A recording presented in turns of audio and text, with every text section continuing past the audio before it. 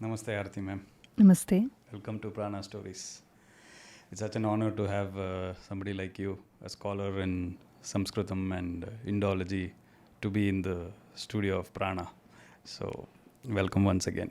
Thank you. I'm very happy to be here too. So, what are we talking today? I think, people who have not known the fundamentals of Sanatana Dharma, they should go check my one more podcast which is there. Hari Ravi Kumar has spoken very nicely about the basic fundamentals of Sanatana Dharma. But what we are speaking today, women in Sanatana Dharma, that's the topic that we are going to speak. I will be definitely giving an intro of you, what you do and all that in my description and obviously in the intro. So let's get straight away into the topic. Sure.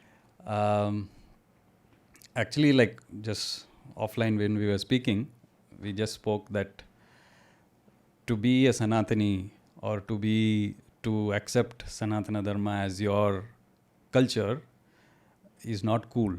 That's what the youngsters think today, right? Especially with women, with girls, right? They don't want to. I'm not saying Bindi is mandatory or anything, but they don't want to wear Bindi or they don't want to look the, what do you call it? I also have heard people saying I don't want to look behenji, right? The traditional look of it, a behenji type look mujhe nahi chahiye. So that's I'm not saying they shouldn't do it or they should have their own personal style of doing it, but to be a Sanatani is not cool, right? So these kind of thoughts are there in youngsters. There is also another big narrative that is there for Sanatana Dharma, especially with women. They say Hinduism or Sanatana Dharma. Sanatana Dharma name is not generally used. Only from a political perspective they are using it today. But Hinduism is very patriarchal, right? Women have a lot of restrictions there. Women are not able to do these many things, no freedom kind of things. These are the narratives or the accusations there. I also see some realities to it because when you see certain families in my own family the father or the husband is in control of many things. Anything that you want to see, the father or the husband decides what to do. So the girls, the women feel very restrictive, even in terms of, let's say, if you go to, not in the urban cases, but let's say if you go to a rural area. I'm touching upon many points. You can take it just to give the context. Like for example, girls want to wear jeans, right? Or girls want to wear a skirt, but then it is restricted, and then they sort of, the ideal becomes such that if you wear something like that, that's their rebellious thing, or that is their freedom. That becomes their ideal. So then that becomes the image and the social image that, okay, this is independence kind of thing. So I'm just putting out my observations here, and I'm sure many people have observed all of this. So let's talk, is Sanatana Dharma patriarchal? Okay, you told a lot of things. We'll try to connect the dots there. Yeah. First of all, Sanatana Dharma is not patriarchal. In fact, those faiths which came here with the invaders are highly patriarchal. The problem is that the hunter is always telling the story, not the hunted. So the victims are blamed in the hunter's narrative. So the people who want to eradicate Sanatana Dharma, who want to dismiss off and overpower or impose upon their dharma, their mata, I could call it, not dharma, on us, will do everything to demonize this great dharma. So, one thing they know is that, unfortunately, after the Macaulay system has come, today what we call Indian education, mainstream education, is actually Macaulay system. It's a copy-paste, or rather a poor, outdated Macaulay system, which I have lived in England. I've seen what education is like. They have gone quite ahead. They have shed all these. They have gone very progressive. They are very innovative. They are more child-centric and all that. Okay, you mean But to here- say what the education that they gave They us, left here. they have gone ahead. Yes, yes. Okay, and we are still there. Yes, yes. Okay, nice. They created this education. They created this education to make us like this, like slavish. You were saying how girls don't want to wear a bindi or don't want to wear an Indian dress, prefer a Western dress. Actually, that's again a narrative. What you are is inferior. If you wear your cultural identity, you're inferior. So become like us. So people who subscribe to this kind of a narrative actually are not independent. They are dependent. They have gone slavish. When somebody can easily change your emotions, change your thought, change your sense of identity, doesn't that mean that one is weak? It's about mental power, manobala. So when, if I'm not proud of my parentage, my nationality, my cultural symbols, then I don't think I'm independent at all. I'm easily taken for a ride by anybody and everybody. So just turning towards the West, and I don't say everything is bad from that. There are many good things. In fact, in Sanatana Dharma, there's a very beautiful saying from the Vedas, Ano bhadraha kratavo yantu vishvataha. So may good, noble thoughts come to us from every part of the world.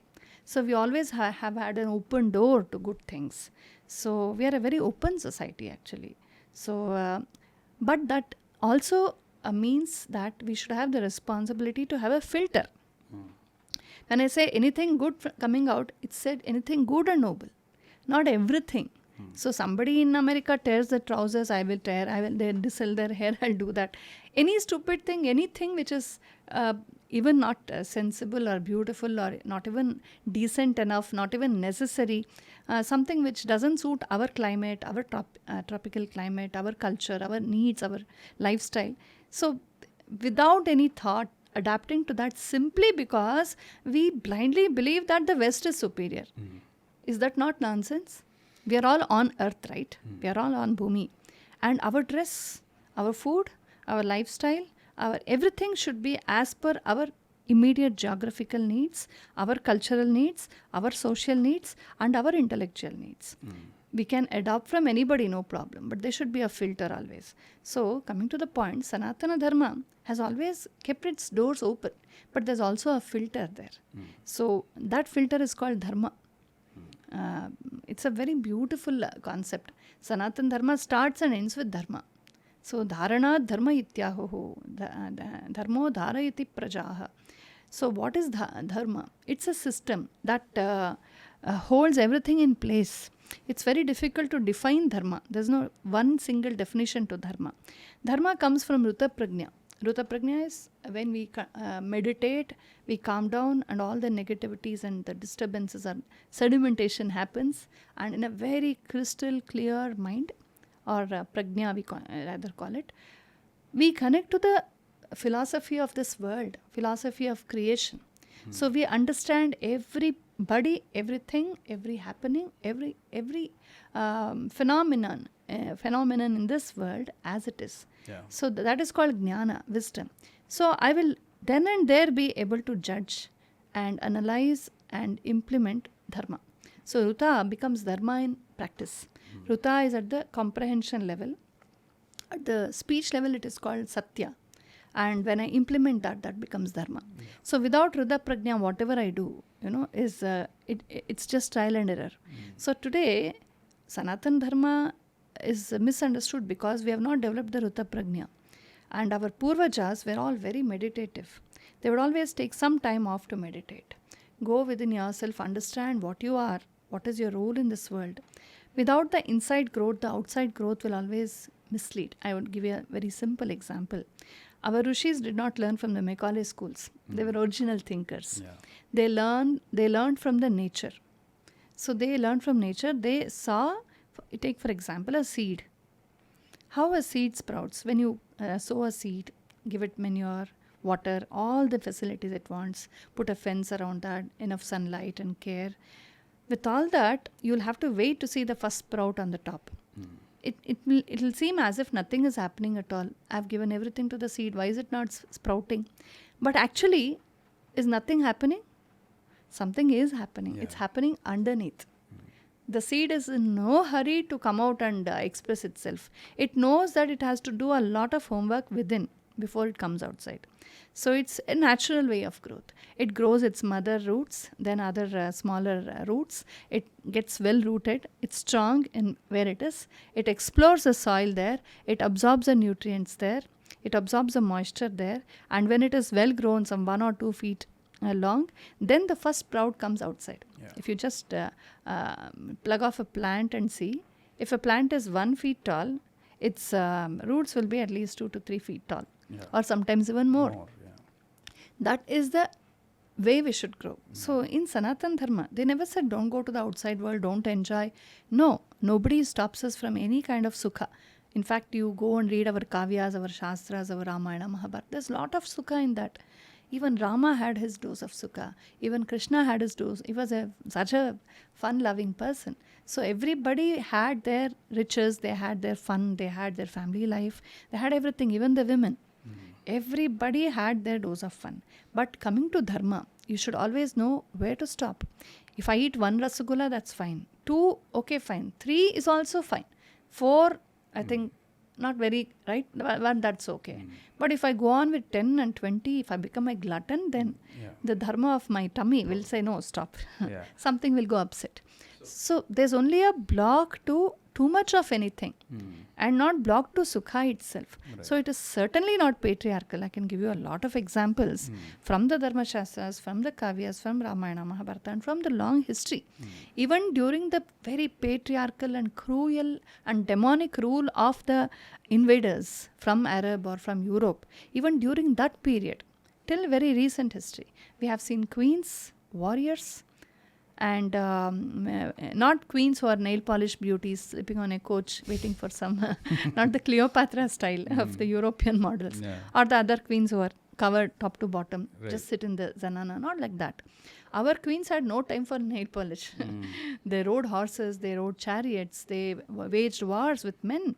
They were on the battlefield, they were protecting their citizens, they looked upon their citizens as their children. They were Tyagamais. They were very daring, they were very full of sacrifice, they were very simple. You know, except on the throne, the protocol was followed, they were totally with full of jewels and all that. But otherwise, they were very simple people. So we see our queens, our poetesses, our yoginis, our great teachers, even entrepreneurs, artists, dance, music, any and every field. Women have had their footprints in every field. So how can you call this patriarchal?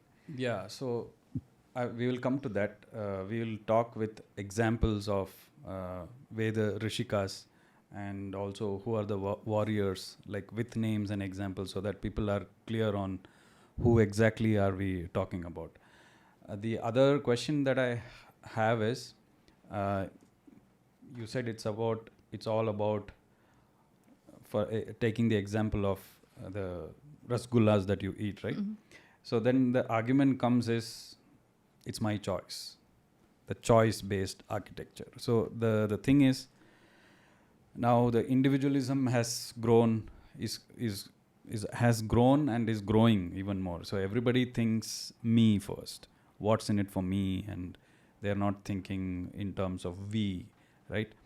So the choice-based architecture is what people think. There is no choice here. So then I go to a place where they give me all choices. I can choose whatever I want. For example, whatever I want to eat, I will eat. Whatever I want to wear, I will wear.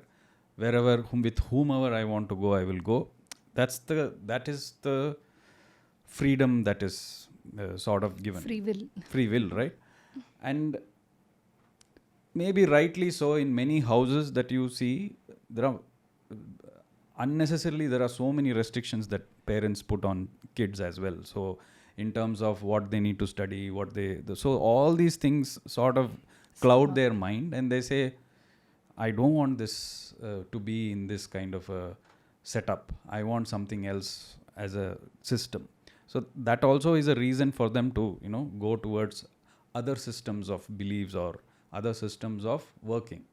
So that's why many people say, I am not religious, but I think there is some power. You know, those kind of things come. I am not religious. That's where it comes They're from. again adopted lines. Yeah, exactly, right? Not So, original ones. so I'm not saying it comes out of just sort of aping the West. It also comes out of because they are facing many things at home in terms of restrictions of doing things. Why they are restricted, parents don't tell the reason. They just say, don't do it, types of reason. So the kids actually, or anybody, they rebel according to that. So the choice-based architecture is not there in Hinduism or Sanatana Dharma, is what the accusation is. What do you have to say?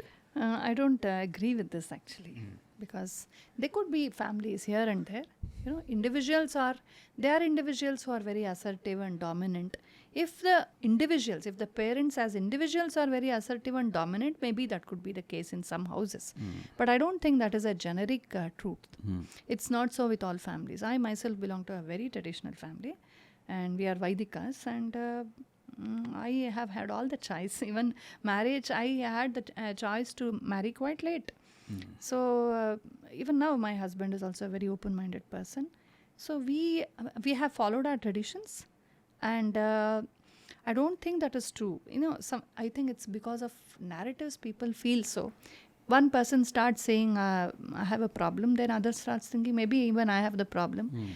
And our youth, somehow, with the due respect, youth have great energy in them. They are very fresh minds, actually.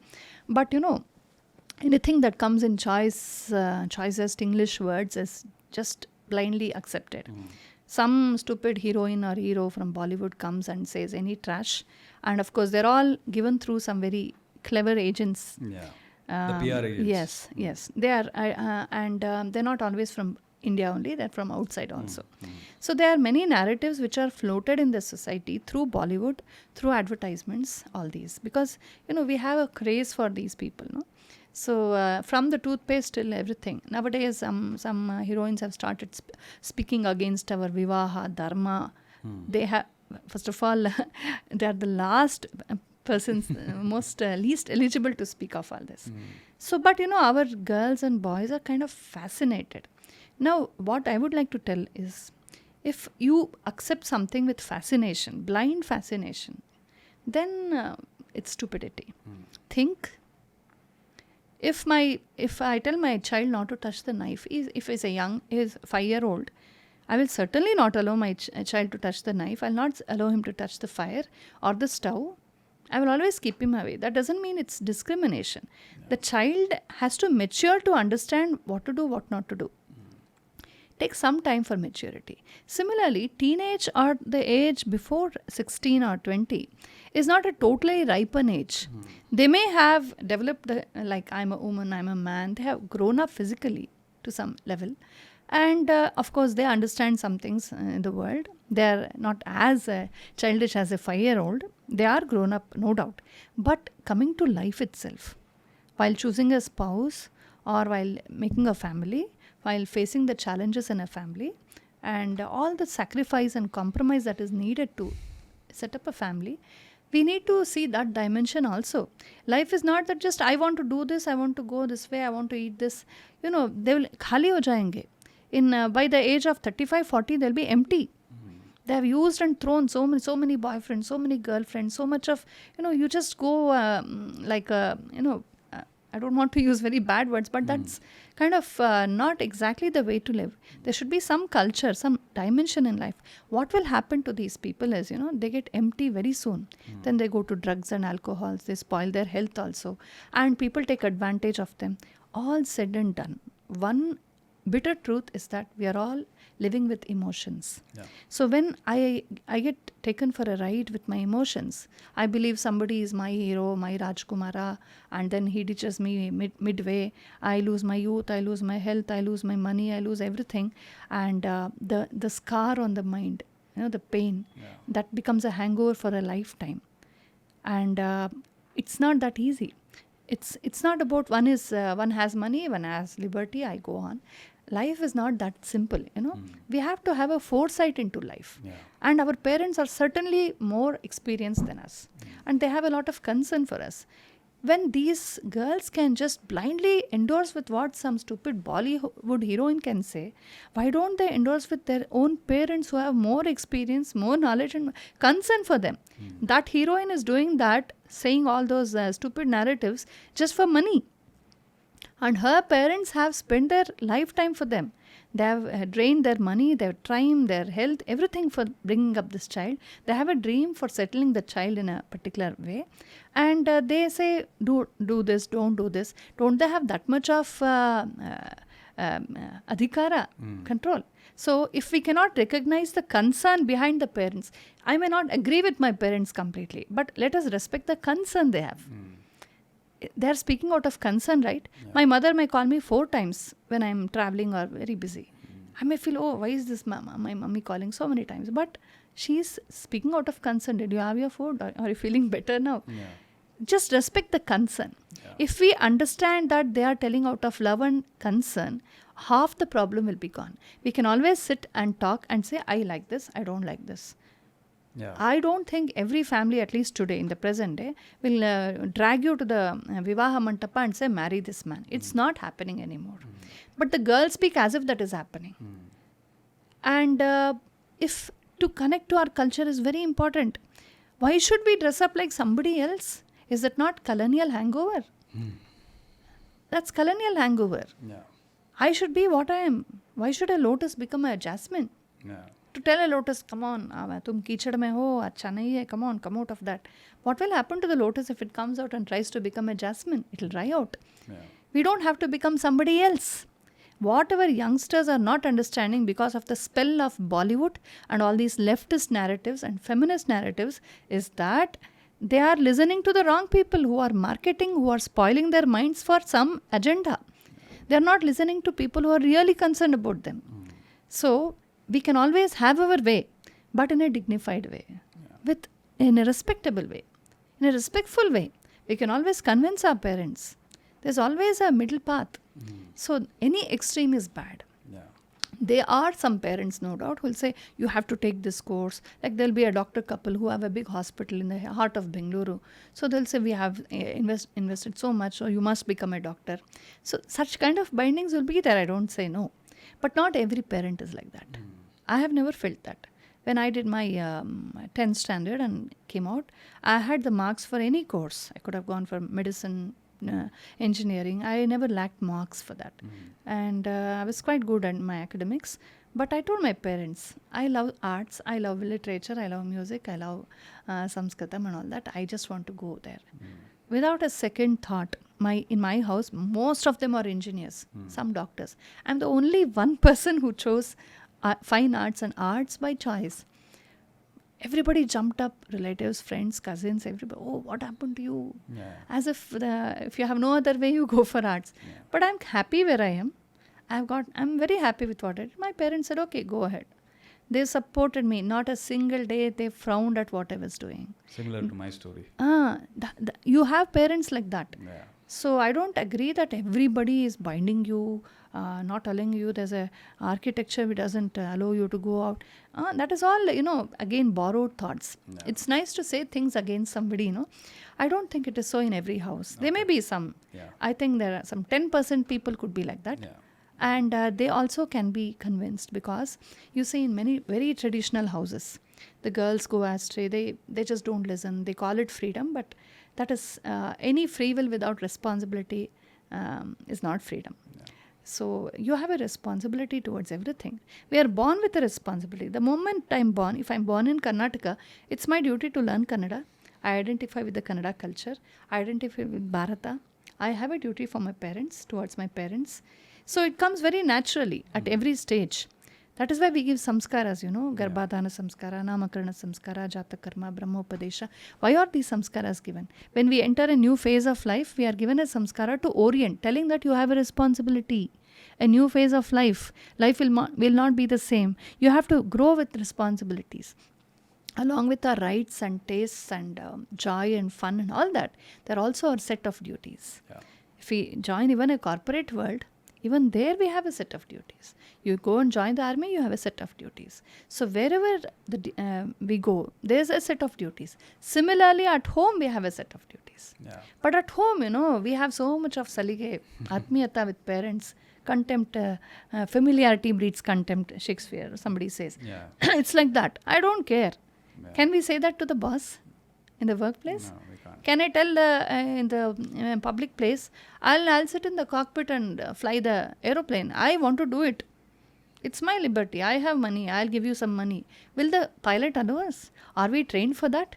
Are we ready for that? Are we eligible for that? Are we certified for that? The question comes. Just because my friend is a doctor, I can't go and pick up her set of surgical tools and say, I'll also try out a surgery. Yeah. Or I can't read a medical book and say, I know everything about medical. So when you respect the norms in every other field, you respect it in the bus stop, you respect it in the bank, you respect it in the workplace, you respect it everywhere, but why not at home? Which gives you all the comfort, all the freedom, home is a place when you are yourself, right? Yeah. Even dress doesn't matter there, you're just comfortable. Yeah. The lap of the mother, to sleep on the lap of the mother is the most happiest moment in life. And she has some nice advice. And look, nobody puts a fatwa on us here. It's not like other faiths where you put a fatwa, you call you a hetan or you're a fallen man, kafir ho. All this doesn't happen here. Here they only advise. Yeah. Assertively advise perhaps, but not beyond that. Correct. I've seen so many parents, with tears in their eyes. They haven't liked some choices of their children who get married to some person of their choice. Somehow the parents feel in every sense, maybe monetarily, maybe by looks, maybe by yogyata, whatever. They don't think he or she is fit for their kid. But still, with tears in their eyes, but still they accept, okay, chalo, sukhi raho. They will bless. It doesn't happen so easily with others. And still you call this patriarchal? It's only advice. And you can, nobody puts a fatwa on you for not going to a temple. Yeah. No priest will come to your house, no purohita will come to your house. Why didn't you come to the temple? Yeah. But that happens with others, right? Yeah. So what you're saying is, like, there are exceptions in every system. Don't normalize the exceptions. And there are few people who bind, actually. Most people have a very open structure. Right. They advise, of course. I think parents do have the right to advise. Right. So let's talk about the examples that you mentioned, that there were, because the women that are who were warriors, who have led armies, who have defeated many greater known people, popular people, these kind of people are not known. And even with respect to our own Vedas, right? Many women Rishikas are not known. So let's talk about them with examples and with name, right from the Vedas and the warriors till the freedom struggle, right? A pretty long list will yeah, happen. maybe we can take only one example of a Rishika yes. and one example of a warrior. Yes. From the Vedic lore, at least I have collected some 32 names. Okay. I am not a Vedic scholar, but just some gross understanding. So at least 32 Rishikas are there. Okay. And maybe there are more, I don't know. And we see them very actively in different samvadas. Like some Rishikas are totally Brahmacharinis. They are celibates. They are also sannyasinis. Like Sulabha Maitri of Mahabharata. Mahabharata, Ramayana belong to the Vedic period. So Sulabha Maitri of Mahabharata, she comes to test the spiritual yogyata, eligibility of Janaka Maharaja. Oh. Janaka Maharaja was a Rajarshi, extraordinary Brahmagnani he was. Okay. So she comes to test his capability. She wants to know, after having being a Brahmagnani, is he still above the discrimination between man and woman and all these. So she comes to his sabha and says, I want Vada Bhiksha. He says yes, and she instantly enters his body with her spiritual energy. So he's paralyzed. And she has entered his body, and his Atma speaks to her, Jivatma, and says, how dare you enter my body? Is this right? You're a woman. She says, she has a laugh and says, oh, you still remember, even after I have left my body, which is a woman body, you still believe in man and woman. I thought you are above that. He instantly says, oh, yes, I think I have gone wrong, and then have a vada on spirituality. So such examples are there, very daring women. Then we have the example of Gargi Vachaknavi, very well known. So it's a great sabha where who is a Brahmagnani is being decided, and everybody almost accept Yagnavalkya, but she questions him. She puts across some 8 or some questions, and very tough questions, and he answers, and then she accepts. So she is one woman who dares to stand up and refute and ask, re-examine him. And Yagnavalkya also had a wife called Maitreyi, who was a Brahmavadini, and she was his Moksha Patni. We have the concept of Dharma Patne, Moksha Patne, Artha Patne, Kama Patne. So Dharma Patne is who is of course totally your lifetime spouse for householder. Yes. Not exactly householder. She shares your dharma. It's very, today's words are very misleading. The concept of housewife and householder doesn't fit into the Dharma Patni or the Patni concept. Because, today, housewife means doing only the household chores. In the past, every house was a professional place too. The shopkeeper used to have the house at the back and the shop in the front. The farmers used to have their houses in between their crops and farms. So the Kshatriyas, the place where they had their office was also the place where they lived. So the Brahmanas, where they did the worship, there itself they had their houses also. So the profession and the household went together. It went hand in hand. Even today you go to the commoners, at least the Kannada medium people, I call them, not the English medium. You see their lives are almost like that. So life was quite very different. And today we have lost a lot of our original lifestyle. So, coming back to the point. So she was, this Dharma Patni means one who supports him in his dharma in every way, professionally, in the house, everywhere. And Artha Patni is usually for the Kshatriyas. They get a kingdom by marrying Rajakumari for dowry or something like that. Such kind of alliances where money matters more. And then the Kama Patni is love marriage. Moksha Patni is interesting. Very few are like that. We see Moksha Patni is Maitreyi. So she married him simply to be with him as a Shishya. Because the age difference was less, they say. I'm not sure. So she stays with him. So they had nothing like romance or anything. It was a purely both spiritual of them. connection. Yes, and she insists upon that. She seeks that. He doesn't call her. So that was it. And when he was about to take sannyasa, he calls both his wives. He has another Dharma Patni called Katyayani. He says, I'm going to distribute all my property amongst you and go. And Katyayani says, fine, I'm happy. I'll bless you, you can go. Then Maitreyi says, you are leaving all this much property for what? He says, for Brahmagnana. So that must be higher than this. Give me that. So he's very happy. He says, okay, I'll give you my spiritual wealth. And the Brihadaranyaka Upanishad has a long conversation between the two. Such examples are there. Then we have an example of Apala. Then we have Ishphala. One of them even had an iron leg, like she loses a leg in the battle. So she had a leg replacement. So such examples are also there. You have Lopamudra, the very, very celebrated wife of Agastya Maharshi, who was, according to Lalitopakhyanā in the Brahmanda Purana, this Lopamudra is wiser and greater than Agastya. So when Hayagriva Swami hesitates to give the Lalita Trishati Rahasya to Agastya Maharshi, Hayagriva, he insists. So Hayagriva meditates upon Devi and says, he's not yet qualified. Shall I give this to him? Give this Rahasya to him. So Devi says, he is not qualified, but his wife is more qualified. So because he and she are one. Her punya will make him eligible. So such examples are there. I don't know why we don't talk about this. We talked about the weeping widow, the dowry and all these things. This imbalance has created this problem. There are many examples of very great women who surpass their men folk also. Sorry, you were saying something. I mean, it's not there in the popular narrative at all. It's not at all. It's cleverly hidden off. At least in terms of rishis, we hear of Rishi Yagnavalkya, or A few names only. A few names here and there that we. I'll tell you something more interesting. Sure. Today our Vivaha mantras are there, right? They are the dialogue between two women. Really? The whole Vivaha, yes, completely between two women. Wow. Surya, Soma, and all these. You have so many such. You have Juhu. You have one more very great queen was Madalasa. Madalasa comes in the Puranas also.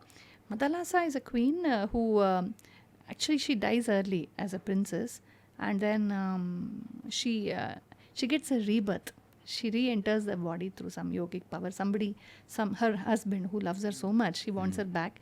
And it's a big story, roundabout story. Then when she re-enters the back, she's seen the experience of death and come back. So she becomes a viragini. She's totally disconnected from samsara. She's not at all interested in samsara. Her husband is so much in love with her, but she sees everything very objectively. But she doesn't hurt him because he loves her so much, and she sees everything as mithya, like Maya. She's in that Advaita mode. Yeah. So she accepts and she continues as his wife. And every child born, she teaches him Brahmagnana when she's rocking the cradle, and he becomes a Brahmagnani. Then the king says, if you make everybody Brahmagnanis, who will take over my throne? Yeah. Then the last son, she brings him up like any other son. She teaches him Kshatra, Rajadharma, everything. And then she grows very old, and her son becomes a king, and she leaves to the forest. Before leaving, she gives him a signet ring and says, whenever you feel very bad in terms of misery, just read this. I have a message for you. And she returns there. She's ripe old. She's doing tapasya. So one fine day, this king has a lot of political dilemma. He feels so bad. He feels disappointed. He feels like dying.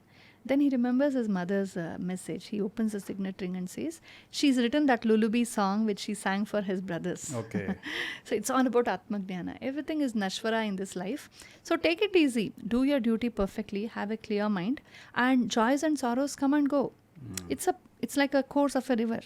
Yeah. It jumps up here, it dries up here, it flows here, it goes on the banks, over banks, and there's a flood, again it calms down. So this is how life is. Take it easy. He gets a lot of clarity. He gives a solution to all his problems. Then he gives all his kingdom to his son, and he comes to the jungle, falls at the feet of his mother and says, Amma, I want to go for Atmagnana. She says, I was waiting for this day. Now my motherhood is complete, and then she attains Samadhi. Wow.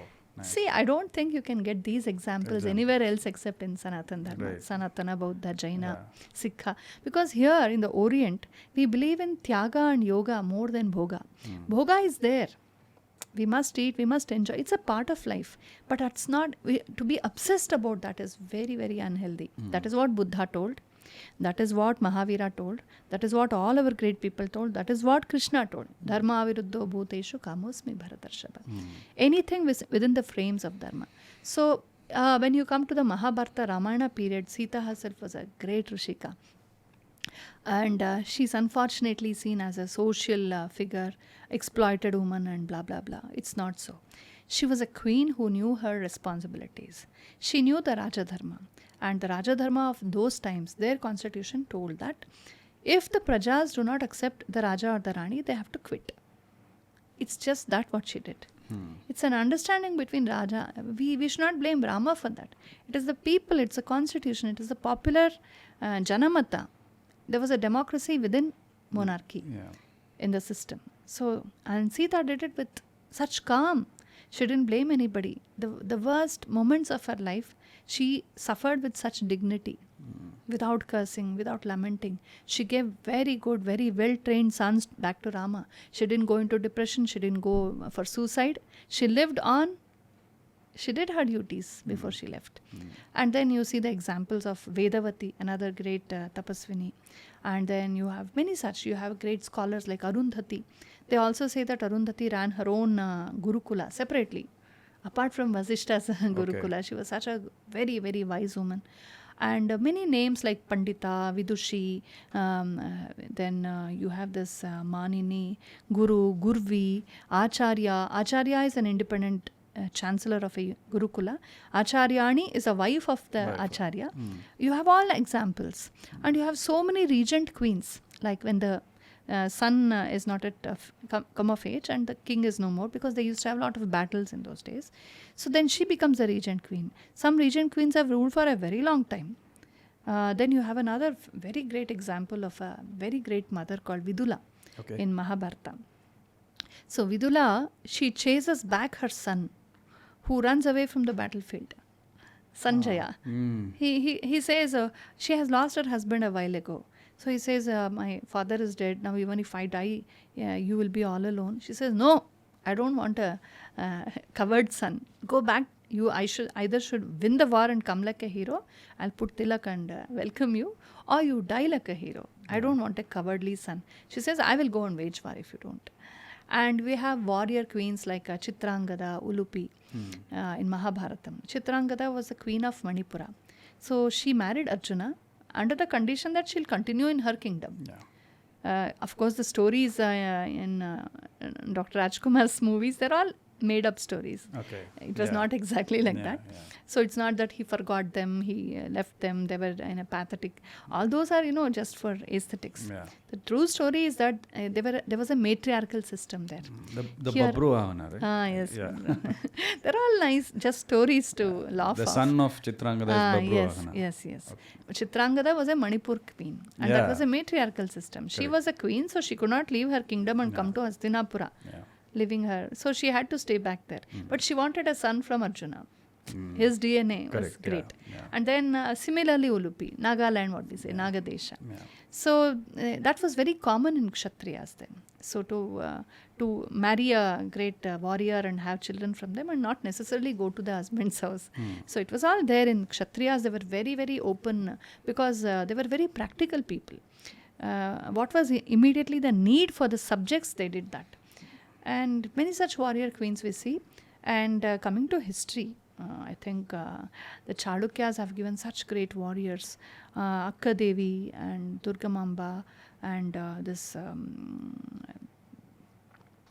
Bhattarika, Shila Bhattarika, Vijjika. Vijjika was a great poetess also. She in fact was dark in color, so she calls herself Shyamala Saraswati. There's one instance where one poet, I think called Dandi, he composes a poem on Saraswati saying she's Sarva Shukla Saraswati, all white. So she says, he's not seen my complexion. That is why he's saying Saraswati is white. So she was so proud of her this scholarship. And we had this Ganga Devi, the queen of Vijayanagara Samrajya, who wrote the Madhura Vijaya. She was also a very great poetess. To this day we can read her Madhura Vijay. There was another queen called Tirumalamba Devi who wrote the Varadambika Parinaya Champu, again a Vijayanagar queen. And coming to the warrior queens, we had on the coastal area, we had Abbakka Devi Chauta in the 15th, 16th century, who was a nightmare to the Portuguese people. She gave such a fight that, they lost a lot of their ammunitions. Like, they were very weak when she was alive. So they had to use all proxy methods to ward her off. There was another great queen called Channa Bhaira Devi. As long as she was alive, the Portuguese had no base in India, Bharatam, particularly in Karnataka. So she ruled, her rule itself was for 56 years. She lived for 85 years. Wow. I think, as far as I know, I may be wrong, one of the queens who ruled the longest ever. Her mother, Bhaira Devi, was also a queen. So they came in the Aliya Santana Paddhati. I think you know about this. In Please the do elaborate. Aliya Santana is a very, it's called the matriarchal system. So in Bharatam, in Sanatan Dharma, we've had the patriarchal kind of family line, matriarchal family line, and changing ones also, both also. So in the matriarchal line, the grandmother's property and rights and adhikara, kingship, whatever comes to the mother. Mothers comes to the daughter, daughter to granddaughter. So we had many such matriarchal systems. So Channa Bhaira Devi is an excellent example for that. All over Kerala we had matriarchal system, which was totally destroyed by the British. They started telling the men folk, come on, you listen to your mothers, she's the signatory and so on. So they created patriarchy. Patriarchy was created by the European and Arab people who arrived here because they always saw their women as bhogavastus. You see, in their faiths or societies, woman is till the Renaissance happened till the liberation, what do you call that? Liberalism and feminism happened till the women fought on the streets for their rights. They were not even given voting rights. Do you know, in America, the voting rights for women came somewhere around 1960. Yeah. And here in Bharata, we were ruling. Yeah. I read somewhere, I'm not sure of the dates, when Sardar Patel was a part of the some government project or something during the British time, he had a shock. He saw that the British had made a rule that no woman should take any high office in the government. He said, this is not fair. Why should we've had queens, we had ministers, we had entrepreneurs, we had teachers. How can you stop them just because they're women? But it could not be removed immediately. And then he fought vehemently and got it removed. But show me one high officer who was a woman in the British government time. Yeah. So the patriarchal people, they write the history for us. The people who looted us, who did the nastiest things to us, who trampled upon our pride, trampled upon our resources, who looted our resources in trillions and made their country rich, they write nonsense against us in our history books, and their sepoys here are continuing that here. Yeah, and we still believe that. We are made to read that. Yeah, we still believe it. Because it comes in English. Correct. The English craze. Yeah. Unfortunately, we are also talking colonizers' language. Yes. We should be speaking in Sanskritam, actually. Correct. That was the binding language of the whole of Bharatam. Yeah. See, they looted our Gurukulas, they looted our temples, they banned everything, they de-recognized our education systems. They said, if you learn Veda, Shastra even for 40 years, you are not a Vidyavan, you are illiterate, you are...